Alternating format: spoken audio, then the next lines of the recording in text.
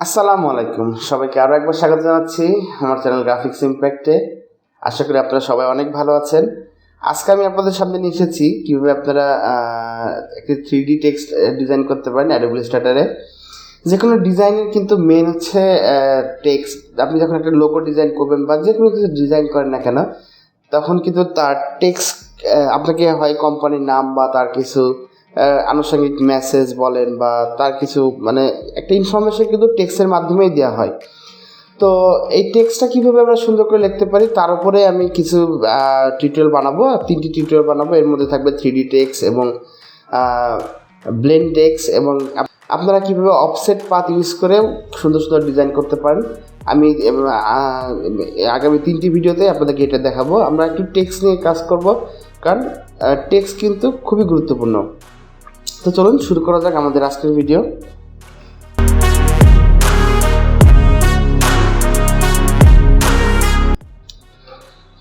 তো প্রথমে আমি এখান থেকে ইলাস্ট্রেটর অন করে নিচ্ছি। এরপর আমি এখান থেকে চলে যাব, এখান থেকে দেখতে পাচ্ছেন বামে টাইপ টুল আমি সিলেক্ট করে নিলাম এবং এখান থেকে আমি টাইপ করব 3D। এরপর আমি এখান থেকে এটাকে একটু বড় করে দেবো এভাবে। এরপর কন্ট্রোল টি প্রেস করলে ক্যারেক্টার বক্স ওপেন হয়ে যাবে।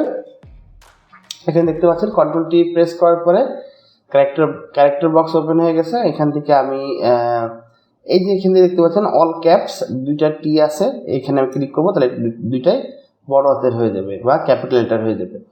তো এরপরে আমি এই ফন্টটাকে একটু চেঞ্জ করে দিব। আপনারা যে কোনো ফন্ট করতে পারেন, বাট আমি আমার একটা পছন্দের ফন্ট এখানে দিয়ে দিব।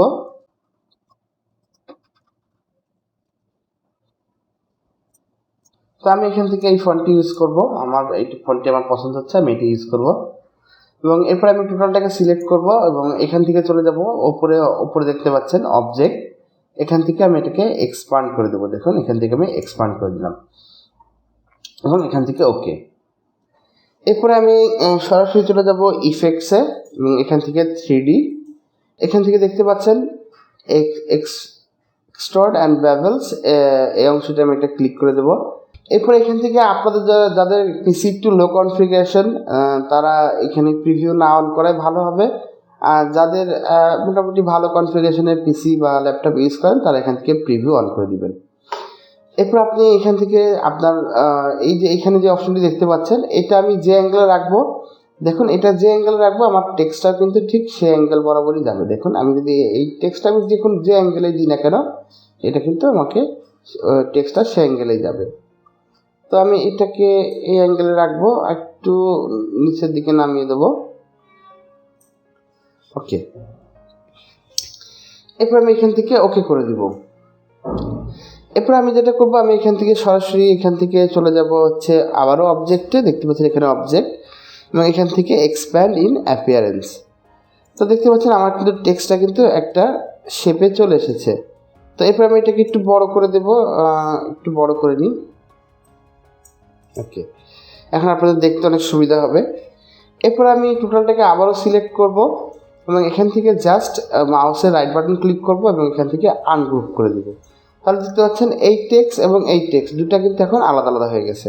বাট আমাদেরকে এই দুইটা টেক্সটই আমাদের আবারও আনগ্রুপ করা লাগবে। এর জন্য আমরা এই টেক্সটটাকে প্রথমে সিলেক্ট করব, 3টাকে সিলেক্ট করব এবং এখানে আবারও মাউসের রাইট বাটন ক্লিক করব এবং এখান থেকে আনগ্রুপ করে দেব। এরপর আমরা দেখুন এখানে আপনি যদি ভালো করে খেয়াল করেন, আপনার একটু এখান থেকে ভালো করে মনোযোগ দিয়ে দেখবেন। তো আপনি যদি এখানে খেয়াল করেন, এটা একটি আলাদা পার্ট, আবার এটি একটি আলাদা পার্ট, আবার সেমভাবে কিন্তু এটিও একটি আলাদা পার্ট। এখানে কিন্তু অনেকগুলো পার্ট কিন্তু এখানে আছে। তো সর্বপ্রথম আমরা একদম টপ পার্ট এখানে একটা ক্লিক করব এবং এখান থেকে এখানে আমরা কালার দেব। কালার দেওয়ার জন্য আমরা চলে যাব গ্রেডিয়েন্ট প্যানেলে এবং এখান থেকে আমরা এখন গ্রেডিয়েন্ট প্যানেল ওপেন হওয়ার পর আপনারা দেখতে পাচ্ছেন এখানে দুইটি স্লাইডার অন হয়ে গেছে। তো আমি প্রথম স্লাইডারটাকে সিলেক্ট করব এবং এখান থেকে আমি আমার পছন্দ মতো একটি কালার নিয়ে নেব। আপনারা চাইলে আপনাদের পছন্দ মতো যে কোনো কালার এখানে ইউজ করতে পারেন। তো প্রথমে আমি এই কালারটাকে পিক করব এবং এইখানে এই দ্বিতীয় স্লাইডারটাকে সিলেক্ট করে আমি সেম কালারে আবার পিক করে নেব। এরপর আমি যদি মাউসটাকে এখানে নিয়ে এসে দেখতে পাচ্ছেন প্লাস আইকন আসছে, এটাকে আমি ড্র্যাগ করে প্লাস আইকনটাকে এভাবে ড্র্যাগ করে মাঝখানে নিয়ে আসবো। এখান থেকে আমি এই কালারটি পিক করে নেব। কালারটা সম্পূর্ণ আপনাদের নিজের নিজের ব্যাপার, আপনারা যে কালার ইউজ করতে চান আপনারা সেই কালার ইউজ করতে পারেন, কোনো সমস্যা নাই। কালারটা আপনাদের নিজের মনের মতো করে আপনারা কালার করবেন এখানে, যেটা আপনাদের ভালো লাগে। এরপরে একটু জুম করবেন। এখন আমরা ভিতরটাকেও কালার করব। এর জন্য প্রথমে আমরা এই অংশটাকে যদি কালার করি, ধরেন আমরা এই অংশটাকে সিলেক্ট করলাম, এইভাবে সিলেক্ট করে এখান থেকে কালার দিই। দেখুন এখানে কিন্তু জিনিসটা নষ্ট হয়ে গেছে, এখানে কিন্তু দেখুন একদমই বাজে দেখা যাচ্ছে কালারটা। তো এর জন্য আমাদেরকে যেটা করা লাগবে, প্রথমে আমাদেরকে এই অংশগুলোকে ইউনাইট করে দেওয়া লাগবে বা একটা শেপে আনা লাগবে। এর জন্য আমরা প্রথমে এখানে একটা ক্লিক করব এবং শিফট বাটন প্রেস করে এখানে একটা ক্লিক করব। একটু জুম আউট করে নিই, দেখুন আপনারা এখন দেখতে পাবেন ভালো। প্রথমে এখানে একটা ক্লিক করলাম আমি, এবং এরপরে আমি শিফট বাটন প্রেস করে এখানে একটা ক্লিক করলাম।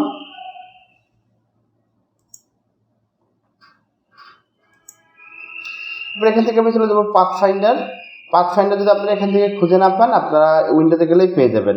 এরপর আমি এখানে জাস্ট ইউনাইট অপশনটাতে একটা ক্লিক করব।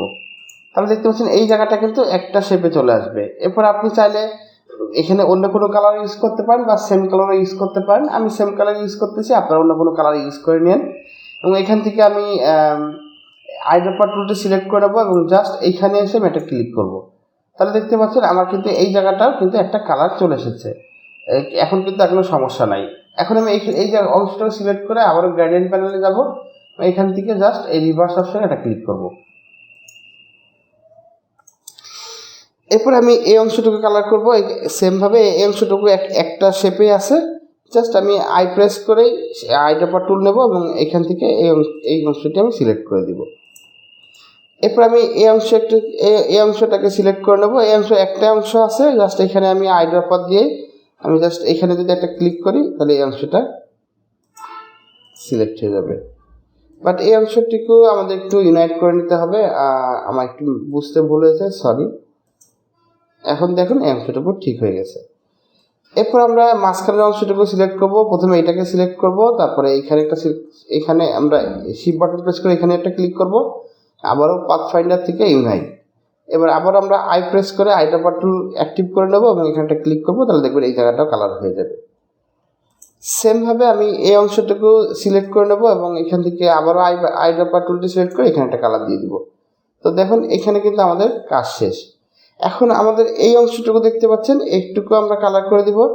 তো এখান থেকে সেমভাবে আমরা কন্ট্রোল আই প্রেস করে এখান থেকে আইড্রপার থেকে একটা কালার দিয়ে দিব এবং এখান থেকে ইউনাইটেড পাথ ফাইন্ডার থেকে ইউনাইট অপশনটি সিলেক্ট করে নেব। দেখুন আমাদের এই অংশটুকু কিন্তু কালার করা শেষ হয়ে গেছে। এখন আপনি ভালো করে একটু জুম করে দেখবেন যে কোথাও কোনো সমস্যা আছে কিনা। আপনি যদি দেখুন, আমি যদি একদম দূর থেকে দেখি আমি কিন্তু বুঝতে পারবো না এখানে কোনো সমস্যা আছে কিনা।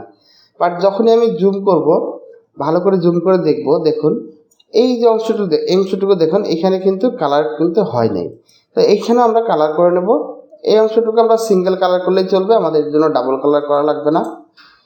এরপর আমরা চলে যাব নেক্সট যে লেটারটি আছে এখানে চলে যাব এবং এটাকেও একটা সিলেক্ট করে আমরা মাউসের রাইট বাটন ক্লিক করে এখান থেকে আনগ্রুপ করে দিব।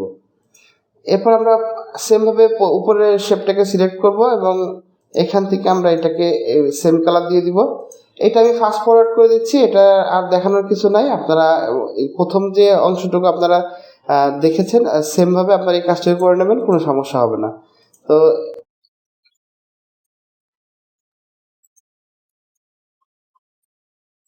তো দেখতে পাচ্ছেন আমাদের কিন্তু টেক্সটের কালার করা শেষ, ডিজাইন করা শেষ। এখন শুধু একটু জুম করে দেখবেন কোথায় কোথায় প্রবলেম থাকতে পারে। আমি যদি এই অংশটা আমার কাছে একটু কেমন লাগতেছে, আমি এটা একটু জুম করে দেখি। না, ঠিক আছে, কোনো সমস্যা নেই এই অংশে। এখন আমরা টোটালটাকে সিলেক্ট করবো এবং কন্ট্রোল জি প্রেস করে এটাকে গ্রুপ করে দিব এবং এটাকে মাঝখানে রাখবো। এখন যারা শুধু এই ডিজাইনটুকুই দেখতে চান তাদের কিন্তু মোটামুটি ডিজাইনটা শেষ। বাট আমি এখানে একটু ব্যাকগ্রাউন্ড অ্যাড করব, হালকা একটু 3D ব্যাকগ্রাউন্ড অ্যাড করব। যারা সেটুকু দেখতে ইন্টারেস্টেড তারা এখন দেখতে পারেন, বাট যারা শুধু এইটুকু দেখতে চেয়েছিলেন তারা অলরেডি স্কিপ করতে পারেন বাকি অংশটুকু। তো এর জন্য প্রথমে আমি এখান থেকে রেক্ট্যাঙ্গেল টুল সিলেক্ট করে নেব এবং এখান থেকে এরকমভাবে একটা রেক্ট্যাঙ্গেল লিখে নেব। এরপর আমি এটাকে মাউসের রাইট বাটন ক্লিক করে অ্যারেঞ্জ সেন্ড টু ব্যাক, এরপরে আমি এই যে ব্যাকগ্রাউন্ডটা আমি নতুন তৈরি করলাম এটার আমি একটু কালারটিকে চেঞ্জ করে দেবো। এর জন্য আমি চলে যাব এখান থেকে আবারও গ্রেডিয়েন্ট প্যানেলে এবং এখান থেকে আমি এখন এটা কালারটাকে চেঞ্জ করে দেবো। আমি আমার মন মতো কালার দিচ্ছি ব্যাকগ্রাউন্ডের জন্য। আপনারা আপনাদের মন মতো কালার দিবেন, যেই কালার আপনাদের ভালো লাগে আপনারা সেই কালারে কিন্তু ব্যাকগ্রাউন্ডে ইউজ করতে পারেন, কোনো সমস্যা নাই। আপনাদেরকে যেই কালার আপনাদের মন চায়। তো এখন আমি এই ব্যাকগ্রাউন্ডে এই কালার ইউজ করেছি। এখন আমি চাইলে কিন্তু একটু 3D লুকও দিতে পারি। দেখুন আমি যদি এখান থেকে চাই অল্প একটু 3D লুকও দিতে পারি। এর জন্য আমি এটাকে সিলেক্ট করব এবং এখান থেকে দেখতে পাচ্ছেন গ্রেডিয়েন্ট টুল, এখানে আমি চলে আসব এবং আমি উপর থেকে নিচের দিকে এইভাবে টান দিব। এরপর আমি এখান থেকে আবারও এই ব্যাকগ্রাউন্ডটি সিলেক্ট করব, Ctrl+C Ctrl+F এবং আমি জাস্ট এখান থেকে ধরে এই পর্যন্ত নামিয়ে দেব। এরপর আমি সেম কাজটি আবার করব, এই অপশনটুকু সিলেক্ট করব, করে এটাকে আমি এইভাবে নিয়ে যে এটাকে আমি নিচ থেকে নিয়ে এসে এভাবে মিশিয়ে দেবো। দেখুন এই যে, তাহলে কিন্তু একটা 3D হালকা একটু 3D একটা ব্যাকগ্রাউন্ডের মধ্যে একটা 3D শেপ চলে এসেছে। তো এখন আপনারা এখানে দেখতে পাচ্ছেন আমার এখানে ছিল 3D টেক্সট, এইটা কিন্তু সেমভাবেই করা যাবে। আমি ভিডিও লম্বা করতেছি না, আপনারা সেম প্রসেসে এই কাজটি করে নেবেন, কোনো সমস্যা হবে না। তো দেখতে পাচ্ছেন 3D একটা টেক্সট ডিজাইন করা কতটা সহজ। ইলাস্ট্রেটরের কিন্তু কাজগুলো কিন্তু অনেক সহজ, জাস্ট একটু বুঝতে হবে এবং একটু বেশি বেশি সময় দিবেন। যারা ইলাস্ট্রেটর শিখতে যাচ্ছেন তারা অবশ্যই অ্যাটলিস্ট দিনে 3-4 ঘন্টা সময় দিবেন, তাহলে এই প্রত্যেকটা কনসেপ্ট আপনাদের কিন্তু আরও সুন্দর মতো আপনাদের আয়ত্তে আসবে। তো আমি আমার স্বল্প জ্ঞানে যতটুকু আমি পারি অতটুকু আপনাদেরকে দেখানোর চেষ্টা করতেছি। জানি না ভালো হচ্ছে কিনা, কারণ আপনারা হয়তো অতগুলো কমেন্টস করে আমাকে জানান না, বা আমাকে কেউ লাইকও করেন না, কমেন্টস করেও আমাকে জানান না, বা যদি জানাইতেন তাহলে অবশ্যই আমি নিজেকে আরেকটু আপগ্রেড করার সুযোগ পেতাম। বাট যাই হোক, যদি আপনারা আমার আজকের এই ভিডিওটি ভালো লেগে থাকে অবশ্যই আমার চ্যানেলটিকে সাবস্ক্রাইব করে দিবেন এবং আমাকে কমেন্টসে জানাবেন যে কেমন লাগলো ভিডিওটি। আর যদি খুব ভালো লাগে তাহলে লাইক দিবেন, এবং লাইক দিলে আমি আরও, আপনারা যত লাইক দিবেন তত আমি আরও কাজ করার জন্য উৎসাহিত বোধ করব। পরের ভিডিওতে আমি আপনাদেরকে দেখাবো কীভাবে আপনারা এখানে দেখতে পাচ্ছেন যে অবজেক্ট, এখানে একটা অপশন আছে অফসেট পাথ, পাথের ভিতরে অফসেট পাথ, এটাকে ইউজ করে কিন্তু অনেক সুন্দর সুন্দর ডিজাইন করা যায়। তো নেক্সট ভিডিওতে আমি সেটাই দেখাবো কীভাবে আপনারা এইটাকে ইউজ করে আরও অনেক সুন্দর সুন্দর টেক্সটের ডিজাইন করা যায়। তো সে পর্যন্ত সবাই ভালো থাকবেন, আশা করি ওই ভিডিওটি দেখবেন আর আমার জন্য দোয়া করবেন যাতে আমি ভালো থাকি, আমার ফ্যামিলি ভালো থাকে, আপনারা সবাই ভালো থাকেন। দেখা হবে পরবর্তী ভিডিওতে। আল্লাহ হাফেজ।